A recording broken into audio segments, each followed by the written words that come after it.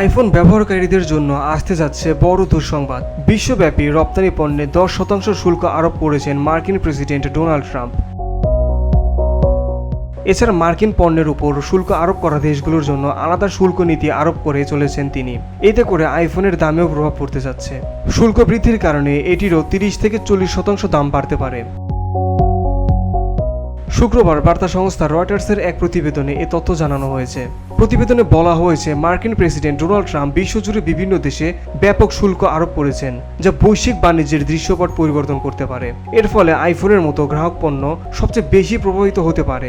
বিশেষজ্ঞদের মতে দাম 30 থেকে 40% পর্যন্ত বাড়তে পারে যদি কোম্পানি এই অতিরিক্ত খরচ গ্রাহকদের উপর চাপিয়ে দেয়। বর্তমানে বেশিরভাগ আইফোন চীনেই তৈরি হয়। দেশটিতে 54% শুল্ক আরোপ করা হয়েছে। যদি এই শুল্ক বজায় থাকে তবে অ্যাপলকে কঠিন সিদ্ধান্ত নিতে হবে। অতিরিক্ত খরচ শোষণ করবে নাকি এটি গ্রাহকদের উপর চাপিয়ে দেওয়া হবে তা স্পষ্ট নয়। রয়টার্স জানিয়েছে, অ্যাপল বছরে 22 কোটি 20 লাখ আইফোন বিক্রি করে। তবে এটি শুল্ক বৃদ্ধির কারণে $1142 পৌঁছতে পারে, যা বাংলাদেশি মুদ্রায় প্রায় 1,38,200 টাকা। বিশেষজ্ঞরা বলছেন, অ্যাপল এই খরচ গ্রাহকদের উপর চাপিয়ে দেয় তাহলে এ মূল্য 43% পর্যন্ত বৃদ্ধি পেতে পারে।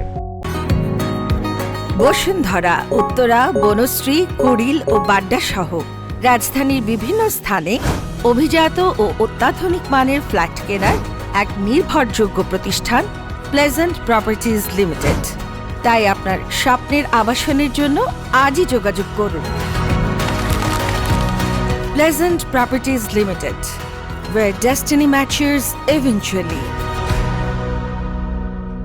অন্যদিকে আইফোন 16 প্রো ম্যাক্স, যা 6.9 ইঞ্চি ডিসপ্লে এবং 1 টেরাবাইট স্টোরেজ সহ বর্তমানে $1599 বিক্রি হয়। তবে শুল্ক বৃদ্ধির কারণে এর দাম প্রায় $2300 হতে পারে, যা বাংলাদেশি মুদ্রায় 2,78,000 টাকারও বেশি।